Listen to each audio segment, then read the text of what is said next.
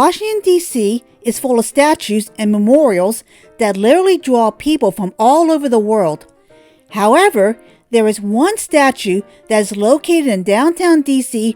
near the National Archives, the Navy Memorial, and the National Mall that most people tend to ignore, yet it still remains as a remnant from an era when a major anti-alcohol movement actually had an impact on America. This is a temperance fountain.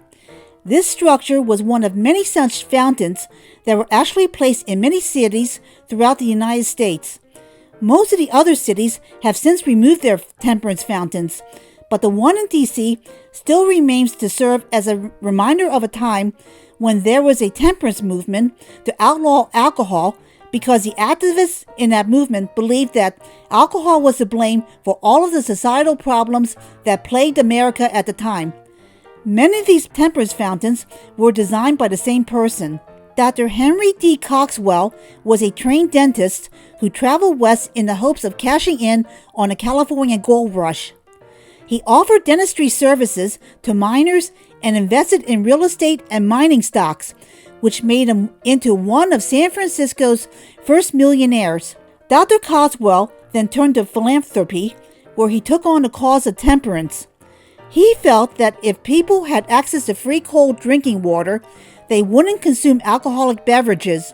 Even though Dr. Coxwell didn't have any formal art training, he designed all of the temperance fountains himself. It was his dream to ultimately construct one temperance fountain for every 100 saloons across the United States. In 1882, Dr. Coxwell donated the Washington, D.C. Temperance Fountain, and it was placed in an area that at the time was full of saloons in order to encourage people to consider drinking free cool water instead of spending money on alcohol. The base of the statue reads, "Presented by Dr. Henry D. Coxwell of San Francisco, California." On top of the statue base are a pair of entwined sea creatures with open mouths that some people say are dolphins, while others say they are fish. Originally, ice water flowed from the mouths of these creatures. There were bronze cups attached to the fountain where people can capture the ice water and drink from the cup. The overflow of the water was collected by a lower trough for horses to drink. There was a reservoir underneath the base where the ice was supposed to be placed in order to keep the water cold, but apparently this routine maintenance proved to be costly.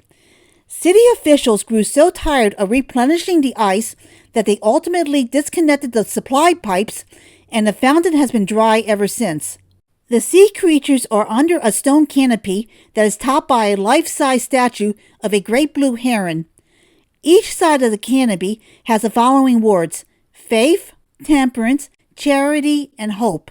Dr. Coxwell's gift of the temperance fountain was not appreciated by the D.C. residents, who called it the city's ugliest statue. All of Dr. Coxwell's temperance fountains were so unpopular in the cities where they were installed that they led to the creation of fine arts councils in many cities who served as a mechanism to refuse other unwanted gifts of public art. In 1945, Senator Sheridan Downey of California introduced a Senate resolution to remove the fountain, calling it a monstrosity of art. Congress ignored Senator Downey's resolution because it was more preoccupied with World War II, and the resolution died in committee. That was the last time there was any attempt to remove the D.C. fountain. While many of Dr. Coxwell's temperance fountains in other cities were ultimately torn down, the one in D.C. still remains, even if most people tend to ignore it. In 1984, it was placed on the Downtown Historic District National Register. Dr. Coxwell died in 1900 at the age of 80. He didn't live to see the 18th Amendment added to the U.S. Constitution in 1919, which banned alcohol and ushered in Prohibition. This alcohol ban turned out to be such a disaster that it led to more Americans losing their jobs because alcohol had been the fifth largest industry in the United States. Americans soon turned to bootlegging as they began to illegally make their own alcohol and ran their own clandestine speakeasy clubs. It also led to the rise of violent gangs who illegally sold alcohol, who were led by people like Al Capone. Prohibition created a black market that competed with the formal economy, which came under pressure when the Great Depression struck in 1929. Prohibition became so unpopular that in 1933, another amendment was added to the U.S. Constitution, the 21st Amendment, which repealed the 18th Amendment and made alcohol legal again in the United States after 14 years of prohibition. The Temperance Fountain is located near the Archives Navy Memorial Metro Station at 7th Street and Indiana Avenue Northwest. The fountain is available to visit 24 hours a day, 7 days a week.